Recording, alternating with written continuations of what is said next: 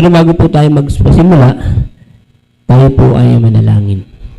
Sige po, let us pray. Aming Diyos na makapangyarihan sa lahat, basbasan mo ng kapangyarihan ng iyong mga salita. Minsan pa, anoint your word, Panginoon, bless your word, na ito po ay manguna, mangusap sa aming mga buhay.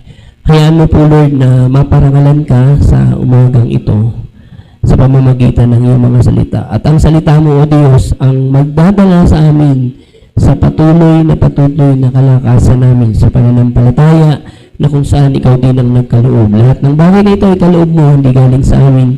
Salamat sa kalakasan din ay pagkakaloob mo through your word, Panginoon. Palakasin mo kami, Panginoon. Salamat po at ang banal na Espiritu ang mangunguna upang maintindihan namin, Panginoon, ang mga bagay na ito dahil hindi po namin ito maunawaan without the leading, without the illumination of the Holy Spirit, Lord. Salamat po, Diyos. Abutin mo rin po ang lahat na makakapanood, makakapakinig ng tinig na ito. Bless them, Lord God, sa pangalan ni Jesus. Amen. Ayan. Sige po. Sabi po sa Matthew 24:44 ay lagi tayong maging handa sa anumang oras, sa anumang pagkakataon dahil ang pagdating ng anak ng tao ay hindi natin namamalayan, which is si Jesus. May sinabi rin na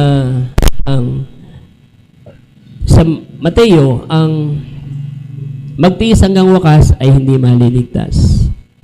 Pero pag titignan po natin itong bagay na to, ang aklat po ng Mateo 24 ay tumutukoy po sa mga Israelita.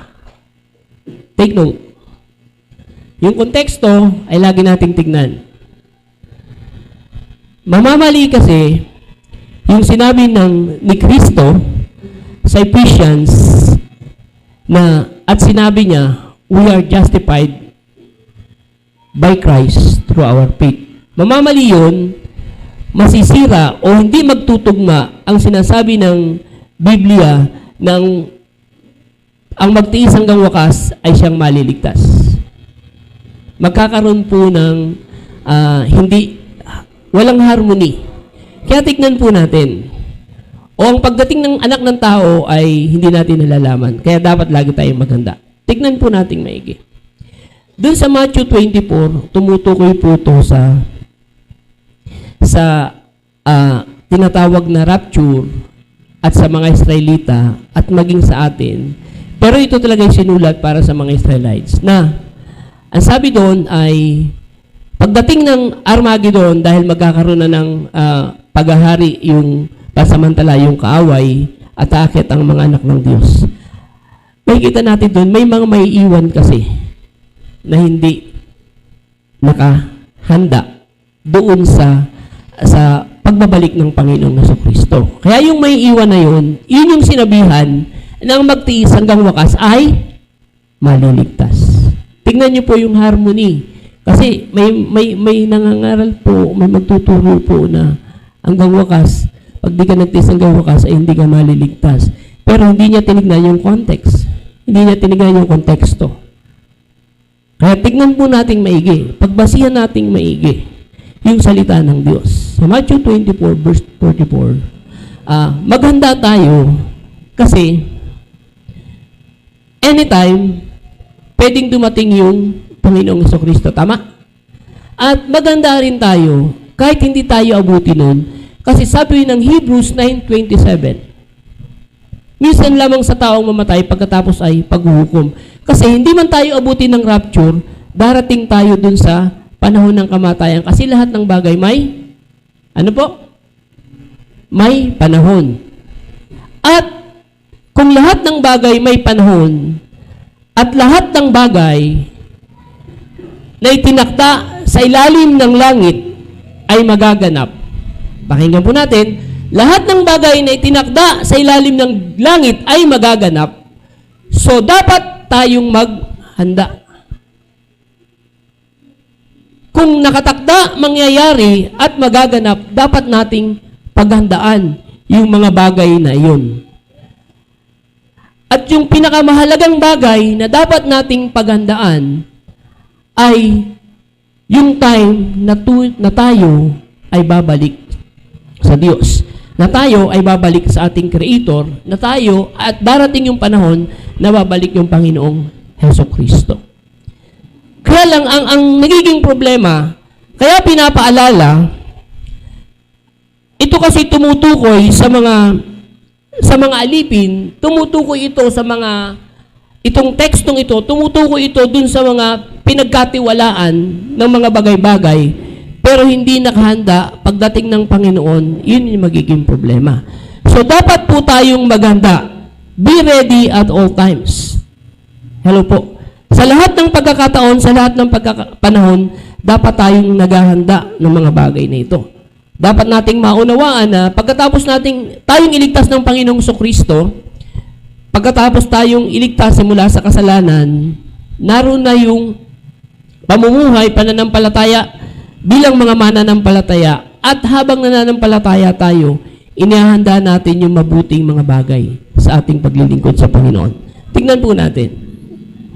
Meron pong mga tao na talagang nakahanda o nagpiprepare o yung kanilang pagpiprepare sa mga bagay-bagay ay laging nauuna. Lagi silang advance. Kumbaga, sinasabi na advance sa mga bagay-bagay. Katulad po ng paghahanda natin. For example, lagi itong sinasabi. Pag tayo nagkaanak, hello? Pag tayo nagkaanak, ano ba mangyayari sa anak? Anong paghahanda natin? Ang daming panahon para ipaghanda. Ipaghanda sa paglaki, sa pag-aaral, sa mga bagay-bagay, ipaghanda lang lahat ng pangangailangan. Totoo po yun. Pero minsan, hindi tayo prepare sa ganung mga bagay. Hindi tayo prepare, pero binibigyan tayo ng pagkakataon na ihanda yung mga bagay-bagay para may ayos. At pag dumating yung takdang panahon ng kanyang pag-aaral, okay na yung mga bata. Ibig sabihin, nahandaan na natin. Hindi na tayo ganong namumblema. Kuha po natin. Kahit po sa pag-aasawa bago ka mag-asawa, ihahanda mo yung mga bagay. Pagdating ng pag-aasawa, nakahanda ka. Ibig sabihin, dapat tayong nakahanda. At merong importanteng dapat paghandaan ay yung panahon na tayo ay kukunin na ng Diyos at yung panahon na kung saan babalik ang Panginoong Heso Kristo. Sige po, ituloy natin. Kung natatandaan nyo yung idea na mga ngaso o magbubukid o yung gumagawa ng troso sa kabundukan, inamumutol. Nung panahon, tandaan po natin, ang ginagamit lang po ay lagare, palakol, walang tsenso. Hello? Walang tsenso, walang kung ano, walang dekuryente. Lahat ng ginagamit nun ay mano-mano. At bago nila gamitin yung bagay na yun, ang ginagawa nila, piniprepare nila ng maraming oras, ng maraming panahon. Kasi marami silang puputulin, marami silang lalagariin. At kung sila ay nagpuputol sa maghapon, ilang oras? 8. Pero sila naghahanda ng paghahasa o pagpapatalim ng mga bagay na gagamitin, mga 2 days, 3 days, o 1 week. Inihahanda nila yon para yung pagdating ng panahon na sila ay gagawa na, prepared po sila. Nakuha po natin? Laging naka-prepare. Meron pa nga isang sinabi, naalala ko to, hindi ko to nakakalimutan. Laging, kahit saan nakikita ko to. Pag nagagarahe, pag pumupunta sa uuwi, ang sasakyan, ginagarahe. Minsan tayo, paggarahe natin, pasok, diretso. Tapos maraming harang. Pero may mga tao na pag gumarahe ng sasakyan, malinis yung hallway. Tapos malinis, nakaharap sa pintuan. Pag nakaharap sa pintuan, anytime na may emergency, anytime na mangyayari, pag bukas ng pinto, pag click ng susi, diretso labas. Ibig sabihin, nakahanda ang lahat ng bagay. So, ito yung gustong mangyari ng Diyos sa atin. Napaghandaan natin yung mga bagay-bagay patungkol sa pagbabalik ng Panginoong Kristo, patungkol sa ating mga pananampalataya. Tingnan po natin yung Aklat po ng unang Pedro 1:13. 1 Peter chapter 1, verse 13.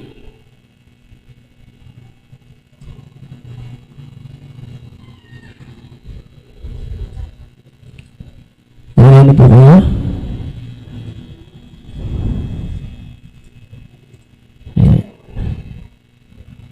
Ito po yung sinasabi. 1 Peter 1, verse 13. Kaya nga, ihanda ninyo ang inyong mga isipan para sa dapat ninyong gawin, maging mahinahon kayo at lubos na umasa sa pagpapalang tatamuhin ninyo kapag nahayag na si Jesucristo. Bilang masunuring, sabi dito, mga anak, huwag kayong umayon sa masamang pagnanasa tulad ng ginagawa ninyo noong kayo wala pang tunay na pagkaunawa. Ayan. Sabi doon, ihanda daw natin yung ating mga isipan. Preparing our mind to live with holiness. Ihanda natin yung ating mga kaisipan, mamuhay tayo na merong kabanalan. Hello po. Mamuhay na merong kabanalan. Kaya nga minsan wag talagang maging dahilan yung tayo ay pinili, tinawag, hinirang ng Diyos para maging Kanya. Tama. Pero pag tinignan mo dun sa bandang baba, lagi mong titignan yung mga ibang teksto na nagtutugma dun. Pagkatapos mong tawagin ihanda, dapat tayong magpaka-banal. Ihanda yung ating mga sarili. Kasi hindi tayo ay pinapaging banal ng Diyos, inaring ganap, pero pagkatapos nun, meron tayong gagawing part. Ang parte natin, mamuhay tayo ng may kabanalan sa harapan ng Panginoon. Sa ating kaisipan, sabi doon, preparing our mind to live with holiness. Kahit tignan natin ang Luke chapter 12, verse 35, ito ang sinasabi. Sa Lucas 12, verse 35, ito po yung sinasabi.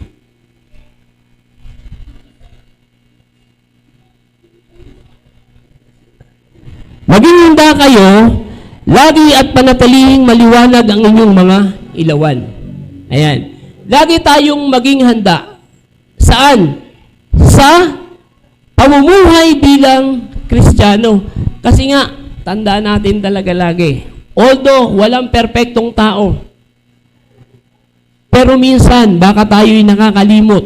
Baka tayo ay nakakalimutan natin na tayo ay mga pinili, tinawag, hinirang para maging Kanya, para ibukod, para tignan ng sangkatauhan. Hello po. Hello. Para tignan ng sangkatauhan. Para silipin, para gayahin, dahil tayo ay may tunay na pananalig, tunay na pananampalataya, tunay na relasyon sa Diyos. Kaya ang kailangan po talaga yung prepare po yung ating pagkatao. Bilang isang anak ng Diyos, bilang spiritual na tao. At lagi natin itong tandaan, anak ng Diyos. Although nabubuhay tayo sa mundong ito, ako, ikaw, nabubuhay tayo sa mundong ito, tandaan natin. Pero binukod tayo ng Diyos. Pinili ka ng Diyos para ibukod. Hindi tayo kauri tayo bilang tao. Kasalamuha tayo bilang tao. Pero in righteousness and holiness, we are separate. Separated po tayo pagdating sa bagay niyon. Kasi inari kang ganap simula sa kadiliman, kinuha ka ng Diyos, dinala ka sa kaliwanagan para doon ka manatili. Yung pananatili doon ay paghahanda mo sa pagbabalik ng Diyos, paghahanda mo sa panahon na ikaw ay kukunin na ng Panginoon. So, kailangan nating manatili sa bagay na yun. Kung tayo mananatili sa bagay na yun, nagsisimula yan sa ating mga isip. Ano ba yung gusto laging mangyari ng ating kaisipan? Tingnan nyo. Pag yung may sinasabi yung isip, dinadala yung katawan. Tama? Tama po. Pag may sinasabi ito, dinadala yung buong katawan. Inihahakbang yung paa, ginagalaw yung kamay, kasi nagtatakda yung isip, kailangan sumunod, umayon yung katawan. So pag sa isip, nagkaroon ng problema ang isang mananampalataya, ibig sabihin, hindi nakapokus o hindi lamang sa mga bagay na patungkol sa Diyos. Tandaan mo, yung galaw mo, yung reaction mo, yung attitude mo, yung behavior mo, kasamang gagalaw at makikita. Meron bang paghahanda na nangyayari? Meron bang Kristo sa puso? Makikita mo yung behavior. Gagalaw at gagalaw, magre-react, at pag nag-react yan, makikita kung ano yung mas lamang. In our words, in our mind, in our looks, sa lahat, makikita yan, magre-react yan. Tandaan mo. Hindi pwedeng hindi mag-react. Hindi pwedeng hindi gumalaw yan kasi uutusan ng mind. Go there! Gawin mo to! Gawin mo to! Ito yung maganda. Makikita mo at magmamanifest yan. So kaya, ang sabi, preparing our mind to live with holiness. Sabi ng Romans 12 verse 2, verse 1 and 2, magbago na kayo ng kaisipan. Magbago na ng kaisipan. Ibig sabihin, kung tayo ay dito nabubuhay, pero yung isip natin dapat ang isip mabuti. Hello? Dapat ang isip maganda. For the sake of goodness, for the sake of others, for the sake of goodness, hindi lang sa iba, pati sa iyo. Dapat ganun yung isip natin bilang mananampalataya. Kasi naglalaro yun. Lord, ito dapat yung pinapractice ko. Piniprepare ko yung mind ko na ang gagawin ko mabuti, Panginoon. Tulungan mo ako. Help me, Lord, sa bagay na ito. Na magawa ko, ito yung tama, ito yung gusto mo, ito yung kalooban mo, ito yung nararapat para sa lahat. Ito yung akma bilang isang anak ng Diyos. Hello? Dapat makita natin yun. Doon sa mind, nagkukuman ang mind para gumalaw ang buong pagkatao mo. Nagre-react, kikilos ang buong pagkatao mo doon sa pamamagitan ng iyong isip. Kaya sabi ng Romans, huwag kang aayon sa takbo ng mundong ito, magbago na kayo ng pag-iisip. Kasi tignan mo, subukan mo, makisalamuha ka sa tao. Minsan, parang hindi naman mabuti makisama yung taong yun. Tahimik lang, hindi maganda, laging parang may iniilagan, kasi hindi nga lahat ng pagtitipon, hindi lahat ng pag-uusap, hindi lahat ng kapulungan, hindi lahat ng ginagawa mabuti. Kaya minsan bilang mga anak ng Diyos, dapat makita rin natin to. Na may mga bagay na hindi talaga akma para sa atin. Pilitin mo man o gustuhin mo man, tandaan mo, hindi iyan para sa iyo. Kaya yung mangyayari, magre-react yung buong katawan mo, gagalaw, at yung behavior mo, magiging katulad ng mga bagay sa mundo. Kasi nga, hindi natin napaghahandaan yung ating kaisipan. Kaya lagi dito sa isip may bati. Lagi rito. Laging ilagay mo dito, Lord, help me, na yung kaisipan ko ay mabuti ang gustong gawin. Yung bagay na makalangit, yung bagay na gusto mo, yung bagay na kalooban mo, Diyos. Yun yung lagi nating set dito. Lord, help me, Lord God. Alam nyo, minsan bilang tao, huwag tayo magsinungaling lahat. Nag-iisip tayo ng mga bagay na hindi mabuti. Right? Yung thinking natin, minsan mali Kaya dapat makita natin to. Yun nga, ulitin ko, magkukuman yung mind, magre-react yung body, makikita na yung behavior mo. Makikita na yung ating mga bagay-bagay. Tama po. Kasi nangyayari din sa akin. Nararamdaman ko, nakikita ko. Ayan. Ano pa sabi? So Sa 1 Peter chapter 4 verse 7, sige po, 1 Peter 4 verse 7, malapit na ang wakas ng lahat ng bagay, kaya't maging mapagtimpi kayo at panatalihing malinaw ang inyong pag-iisip upang kayo makapanalangin. Tama? Makapanalangin. Malapit na ang wagas ng lahat ng bagay. At maging mapagtimpi tayo. Saan magtitimpi? Pagtimpihan natin yung mga bagay na gustong-gusto nating gawin, pero hindi ideal, hindi tama na gawin bilang anak ng Diyos. Pansinin mo yung buhay mo araw-araw. Dahil hindi tayo nakaprepare dun sa mangyayari araw-araw, ang nangyayari, ang nagagawa natin ay hindi kalooban, hindi ideal na bagay o hindi tama sa panahong mga nangyayari. Kasi nga, hindi handa yung ating kaisipan. Hello po. Hindi natin tinetrain yung ating mga isip. At ang isip natin, wala dun sa bagay na makalangit. Hello po, anak ng Diyos. 1 Peter 4 verse 7, malapit na ang wakas ng lahat ng bagay, kaya't maging mapagtimpi kayo at panatalihing malinaw ang inyong pag-iisip upang kayo makapanalangin. Pagtimpihan natin yung mga bagay na hindi nararapat. Hindi kasi kalooban talaga ng Lord. Pero ang sarap-sarap gumawa. Pansinin nyo, parang ang dali-dali, parang ang saya-saya gumawa ng mga bagay na hindi kalooban ng Lord. Pero pag kalooban ng Lord, pag gusto ng Diyos, pag mga bagay na makalangit, parang hirap-hirap gawin. Kasi nga, lamang na yung mga bagay sa mundong ito. Lagi itong sinasabi. Pag may tao dito, binitbit ko, inakyat ko, ulitin ko. Pag inakyat ko dito, may hirapan ako. Tama? Kasi nasa ng persa, nandun yung bigat. Pero pag ako hinila mo, anytime may hila mo ko kasi nandun din yung persa mo. Ako wala yung persa ko, hindi kita basta. Ibig sabihin, ang mundo,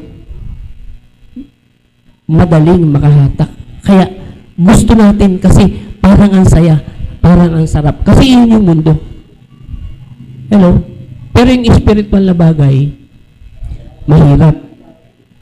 Parang hindi maganda, parang boring, parang, ay, share mo na naman si pastor. Tinamaan na naman ako, ay, nakarinig na naman ako ng salita ng Diyos para sa akin. Pero alam mo ba, pag tinatamaan ka ng salita ng Diyos, pagpapala yun para sa iyo. Ang matakot ka, pag hindi ka na tinatabla ng salita ng Diyos, ay nako, baka wala ka ng conviction. Pag tinatablan ka at umaaray ka, nasasaktan ka, magpasalamat ka. Pero pag hindi ka na tinatablan to, patuloy ka pa sa ginagawa mo, nako, magtanong ka na, problemang malaki yan. Wala ka ng conviction. Hello po. Wala ka ng conviction. Totoo yan. Kasi, pag ako gagawa na ng kasalanan, tapos nakakapakahingi ko ng salita ng Diyos, wala lang sa akin, pero patuloy akong gumagawa. Hindi ako tinatalaban, hindi ako nasasaktan, at hindi pumapasok, ay, wala na yan. Baka wala na yung conviction. Mahirap yan pag wala ang conviction. Kaya dapat, pasalamat tayo. Pag tayo tinatamaan ng salita ng Diyos, binabago tayo, tinuturuan tayo, kasi gusto ng Lord na may ayos tayo. Lahat tayo gusto ng Diyos na may ayos. Sabi nga natin noong nakaraang linggo, gusto tayong buuin ng Diyos. Amen po? Gusto niyang buuin ka, maging buo, at yung dapat para sa iyo na inihanda ng Diyos. Ituloy po natin. Lucas, ano yun? 1 Peter 4:7, 1 Peter 5:8, ito po yung sinasabi. Sabi niya, maging handa kayo at magbantay. Ito, tingnan nyo. Ang diablo, ang kaaway ninyo ay parang liyong umaatungal at aali-aligid, naghahanap ng malalapa. So, kaya tayo dapat prepare tayo yung ating balot tayo ng panalangin. Balot tayo ng pagbabasa ng salita ng Diyos. Balot tayo dito ng pag may meditate ng word. Kaya laging inuulit-ulit ko ito, anak ng Diyos eh. Pag hindi talaga tayo balot ng salita ng Diyos, ng kapangyarihan ng Diyos, doon madali tayong nadadaya ng kaaway. Totoo yun. Ako, ramdam ko yan. Pag hindi ako pag hindi ako nabalutan ng kapangyarihan ng Diyos, pag yung araw ko ay hindi nagsimula sa bagay na patungkol sa protection ng Diyos, tandaan nyo, sasabog at sasabog ako. Kasi we're human. Tao tayo. Sasabog ka. Mangyayari yan, hindi mo mapipigilan. Kasi ang Diablo, sabi ng 1 Peter 5:8, na siya ay, parang roaring lion, umiikot, naghahanap ng maninila. Itong taong ito, itong anak ng Diyos na to, hindi naka-prepare. Hello po. Itong anak ng Diyos na ito, hindi nakabantay. Kaya yung protection, merong butas para makapasok. Kaya ang nangyayari, yun nga, pag nakapasok, doon sa butas yung kaaway, makakagalaw siya. Yun yung magiging behavior. Tignan natin. Hello po. At makikita, mangyayari sa iyo, mangyayari din sa akin. Ayan. Maging handa, lagi, dahil ang leon, ang maninila na Diablo ay laging nakatingin sa atin. Ay siya nga yung laging nakabantay sa atin, yung Diablo. Binabantayan tayo niyan araw-araw. Kung para siya ay makapasok. Ganun din ang pagbabantay ng Diyos. Pero ang pagbabantay ng Diyos, kailangan ay hingin natin yung tulong ng Panginoon. Pangalawa, sabi doon, preparing our mind to live with holiness. Preparing for the coming of our Lord Jesus Christ. Sa Matthew 24:44. Matthew 25, verse 10, tignan po natin. Sabi dito, 25 verse 10, kaya't lumakad ang 5 dalagang iyon upang bumili ng langis. Habang wala sila, dumating ang lalaking ikakasal. Ang 5 nakahanda ay kasama niyang pumasok sa kasalan at isinara ang pinto. Ito, tignan mo. Meron tinatawag na dispensation of grace, panahon ng biyaya. Pero meron tinatawag na dispensation of judgment. Itong pagkakataong ito, sa 10 dalaga o 10 birhen na tinatawag, ay merong 5 matalino, merong 5, huwag natin sabihin bobo, pangit merong 5 hangal, tama? Mas matindi. Pero yun ang sabi ng Bible hangal. Kasi pag sinabi nating bobo, ano ba naman to? Pero hangal ang sabi ng Bible. Bakit hangal yung pagkasabi ng Biblia doon sa 5? Kasi, ito nga yung senaryo. Alam nila na sila ay ikakasal. Alam nila na darating yung lalaki para sila ay pakasalan.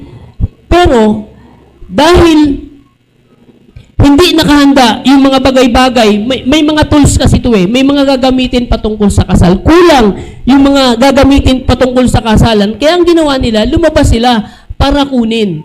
Kaya lang, ang hindi alam ng 5, yung span ng oras o yung span ng time ay wala na.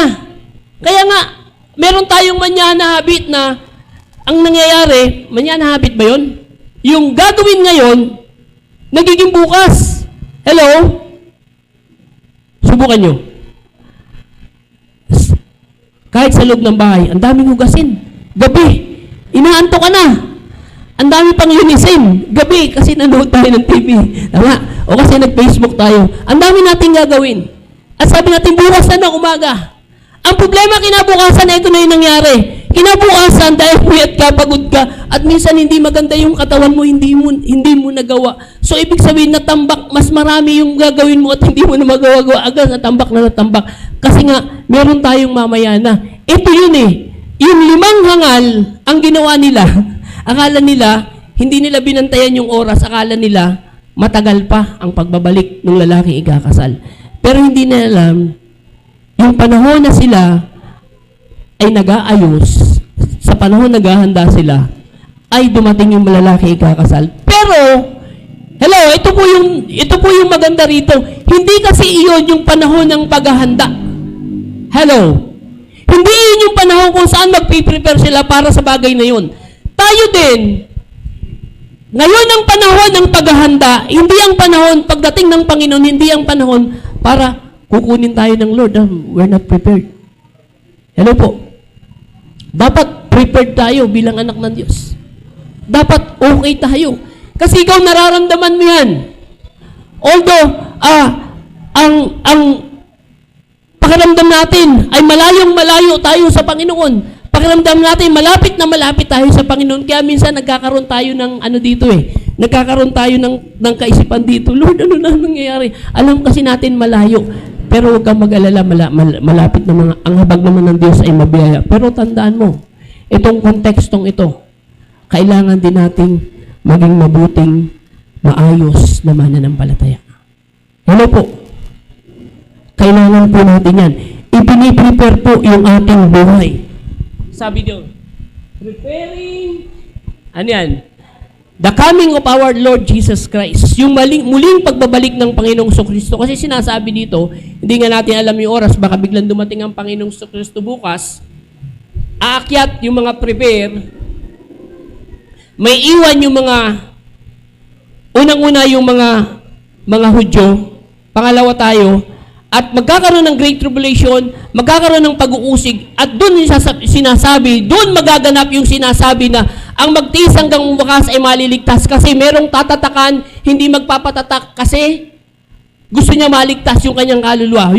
Yung kanyang pagkatao, gusto niya maligtas yung kaluluwa, mapunta sa langit. Kaya hindi siya magpapatatak, papatayin na lang siya, magpapapatay siya kahit patayin, yun yung maliligtas, yun yung context. Kaya tignan natin maigi. Pagdating ng Panginoong Kristo, hindi natin nakaalam. Pwedeng ngayon, pwedeng bukas, pwedeng mamaya, pwedeng sa isang buwan, pwedeng sa isang taon. Hello po. Ngayon po ay year 2020. Sabi po, pag binasa natin sa Bible, every 2,000 years, merong nagaganap. Biblia. Sa Biblia. Tingnan natin yung chronology ng mga pangyayari sa Bible. Every 2,000 years may nagaganap. So, hindi ko sinasabi na ngayon magaganap. Pero iyon ang sabi ng Bible, every 2,000 years may nagaganap. So, baka nasa last days tayo. Pwede. Tama po. Kaya mag-prepare tayo. Jesus is coming very, very soon. Hindi lang natin alam kung kailan. And hopefully, kasama tayo. Amen po. Huwag tayong magpaiwan. Habulin pa tayo ng mga mananatak. Tignan nyo ngayon, nagsisimula na dahil lahat ng tao na tetrace na. Dahil kailangan, magkaroon tayo ng ID system, kailangan ang tao ay matrace, magkahiwa-hiwalay para makilala kung sino yung mga tao. So, ibig sabihin, nagsisimula na pero hindi pa naman ito. Kaya tayo maghanda. Huwag tayong tutulog-tulog ng mga mananampalataya. Huwag tayong parang wala kasi hindi natin pinapahalagahan yung kaligtasan na meron tayo. Hindi natin pinapahalagahan yung buhay na binigay ng Diyos kung saan yung buhay na walang hanggan, buhay na para sa kanyang mga anak. Yan. Sa lahat po ng pangyayari sa ating buhay, whatever happened, ano man yung mangyari, ito yung lagi kong sinasabi. Kasi sa Biblia ko po ito nakita. Ano man yung mangyari, ano man yung magaganap, hello, ano man yung itinakda sa ilalim ng langit na tiyak na magaganap, ano man yung kasasapitan, ano man yung kahantungan ng lahat ng bagay, kailangan we're prepared. Sa pananampalataya, sa pagtitiwala sa Diyos, sa pagtingin sa Kanyang ginawa. Ang paghahanda naman ganito tinubos na tayo ng Panginoon, we're saved, pero ang part natin, manatili. Kasi si Lord, yung kanyang pagmamahal, lagi niya tayong hinahawakan. Gift niya yun inaalalayan niya tayo. Pero tayo dapat ay naghahanda rin para sa mga bagay patungkol sa pagbabalik ng Panginoon. Amen po. Amen po, anak ng Diyos. O ngayon, pag nagarahe tayo ng mga sasakyan o pag ginawa natin yung mga bagay na alam natin laging sa panahon ng emergency, dapat nakaprepared po tayo, anak ng Diyos. Amen po. Amen po. Sige po, tayo pong lahat ay panandali ang tumayo sa umagang ito. Tayo po tayo. Ayan.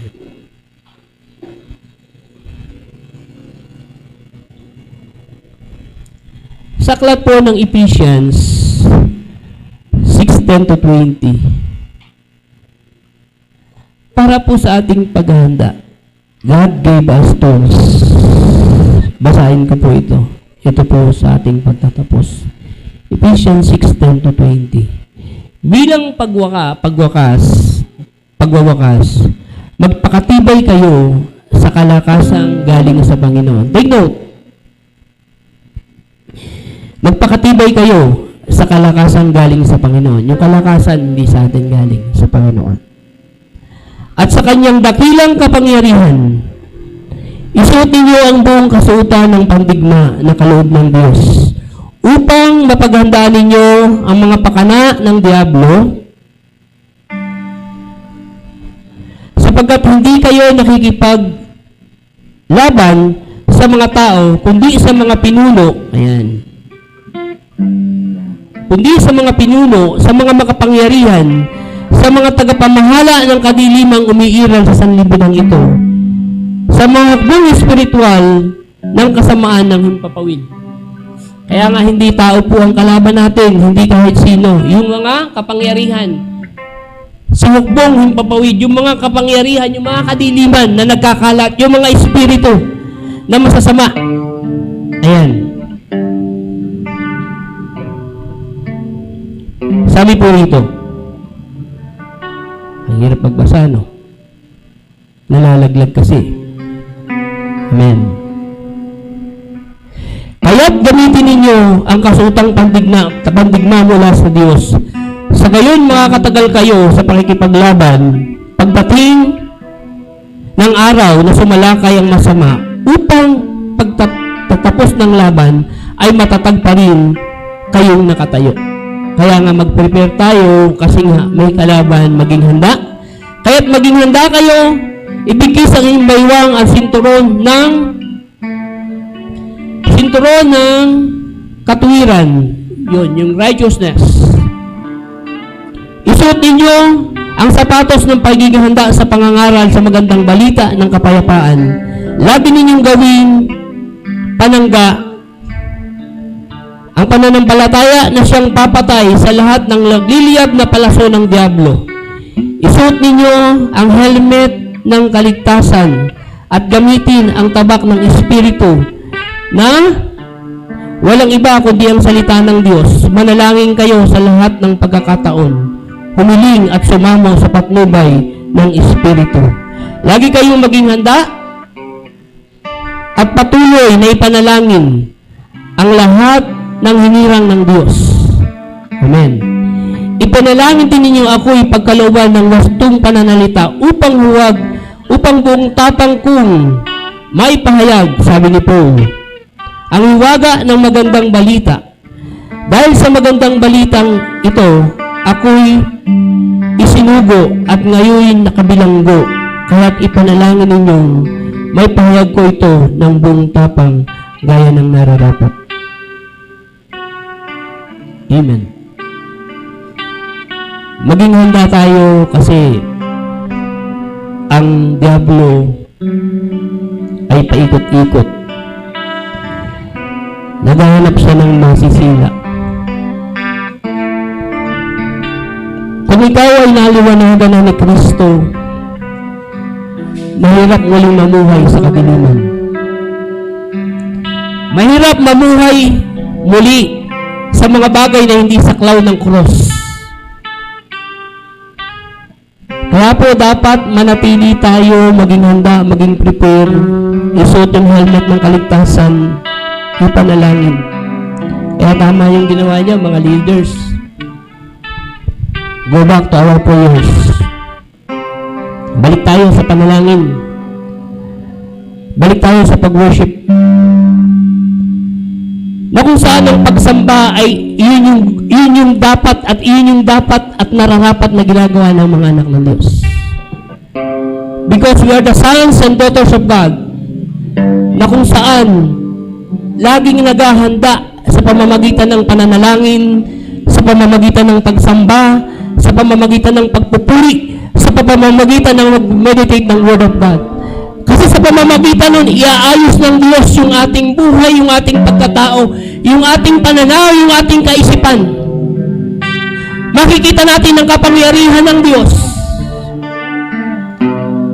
Kaya sa umagang ito, be ready at all times. Whatever happened, lagi nating sinasabi to, ano man yung mangyari, ang Diyos laging narito.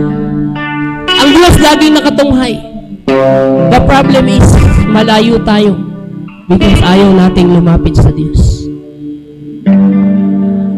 Ang biyaya narito pa.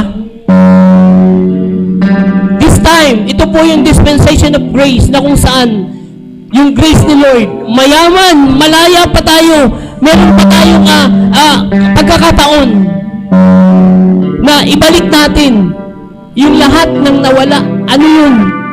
Lahat ng nawala, panalangin, pagsamba, pakikipag-usap sa Diyos, pakikipag-commune sa Diyos.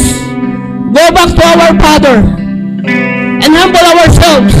Lord, narito muli ako, bumabalik sa iyo. I think yan po yung kulang sa mga anak ng Diyos. Hallelujah. Sambahin po natin ang Diyos.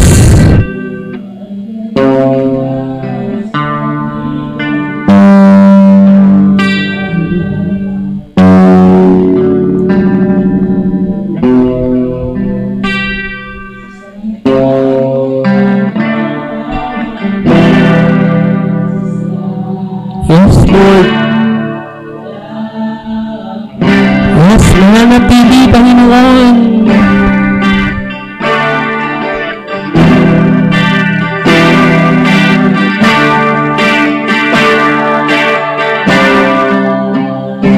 Mananatili, Panginoon.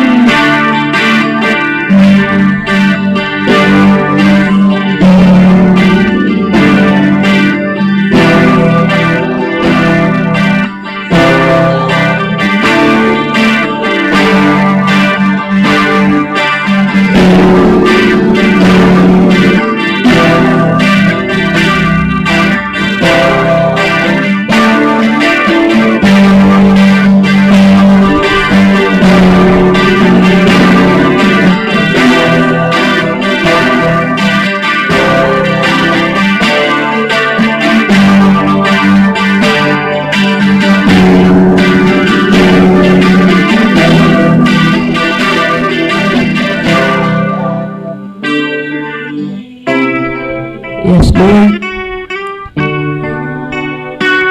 Hallelujah. O Diyos, nagpapakumbaba po kaming lahat sa iyo, Panginoon. Lahat po kami ay babalik sa pananalangin, Panginoon. Tulungan mo kami, Lord. Lahat po kami ay babalik sa pagpupuri. Lahat po kami babalik sa pagsamba. Lahat po kami ay babalik, Panginoon, sa devotion, sa meditation ng iyong word, Panginoon, sa pagbabasa ng iyong mga salita. That is basic, Lord, na kung saan iniwan po namin, Panginoon. Iyon dahilan, kaya kami nang lalawig, kaya kami nang ihina, Panginoon, kaya kami malayo, ang tingin namin malayo, ang pakiramdam namin malayo kami sa iyo, Panginoon, because hindi namin binabalikan ang mga bagay na ito.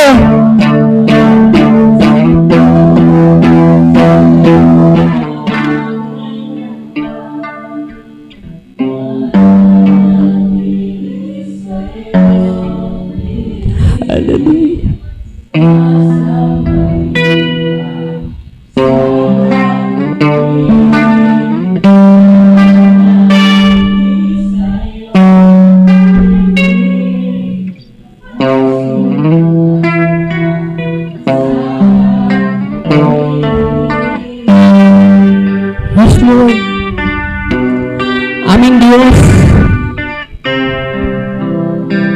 Help us, Father,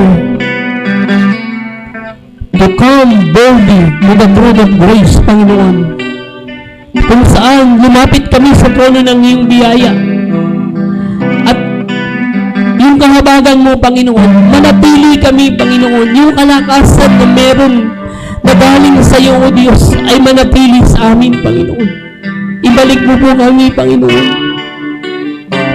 Lord, I pray ang kongregasyong ito, ibalik mo sa pagsamba, ibalik mo sa tunay na pananalangin, ibalik mo sa tunay na pagdidevotion, ibalik mo sa tunay, Panginoon, na meditation ng iyong word, Panginoon. Bring back to your love, Father. Ibalik mo kami muli sa iyong pagmamahal, Panginoon.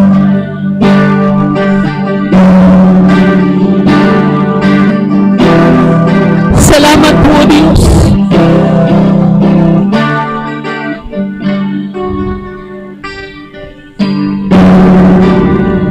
Yes, Lord. Sige po, let us worship the Lord. Let us worship the Lord in spirit and truth. Lahat po tayo sumamba sa ating Panginoon.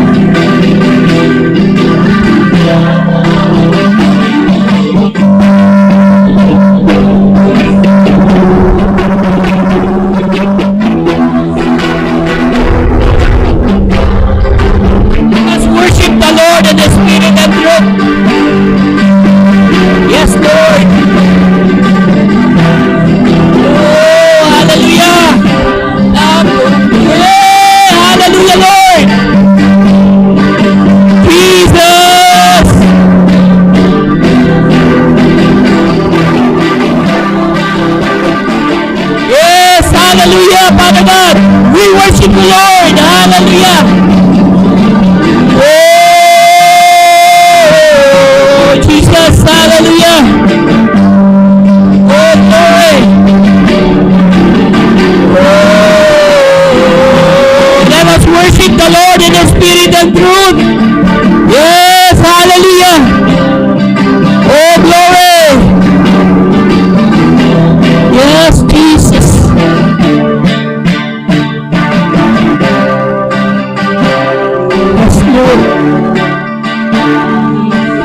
Yes, Lord. Hallelujah.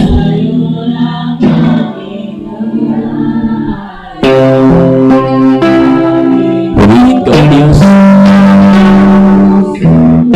Yes, God.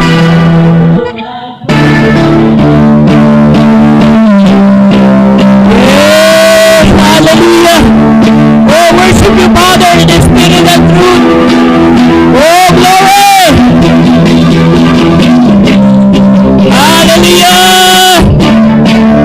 Oh, Jesus! Yes, hallelujah! Glory to the living God!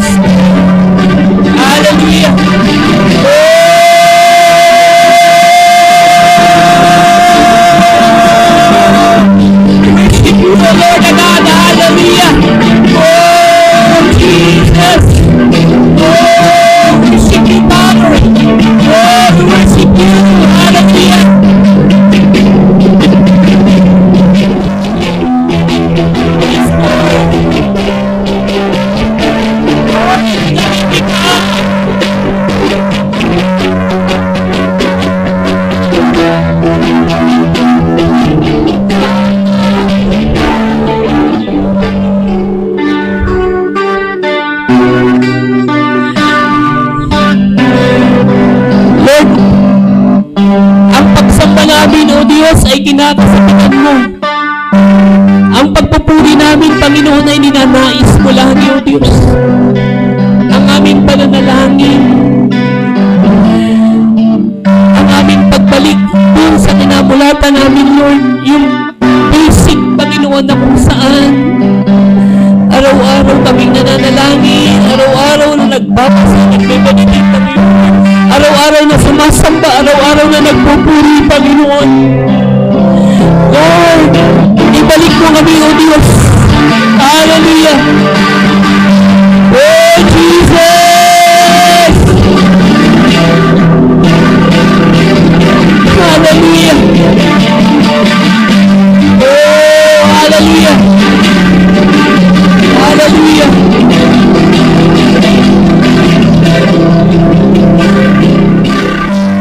Thank you, Jesus.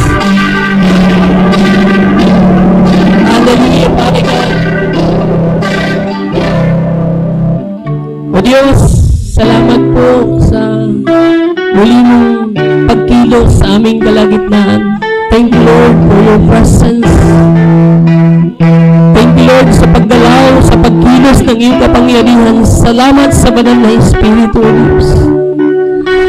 And Lord, ito yung nais mo, Panginoon. Ito yung gusto mo para sa amin, Panginoon. Na bumalik kami sa pagsamba, sa pagpupuri, sa pananalangin, Panginoon. Bumalik kami, Panginoon, to sa relationship, Panginoon, na walang hadlang, Panginoon. Lord, yung walang sagabal na pagsamba sa iyo, Panginoon. Walang mga bagay na nakaantabay, kundi, Lord, yung aming kaisipan, Panginoon, nakapokus, Panginoon, to worship you, to glorify your name, Panginoon, to praise you, Lord God. Hallelujah. Oh, Jesus! Salamat po, aming Diyos. Salamat po, aming Ama. Oh, hallelujah! Oh, glory to the living God! Glory! Glory to the living God! Salamat po, aming Diyos. Salamat po, aming Ama. Salamat po sa iyo, Diyos. Marapat lamang na tumanggap ka ng lahat ng papuri.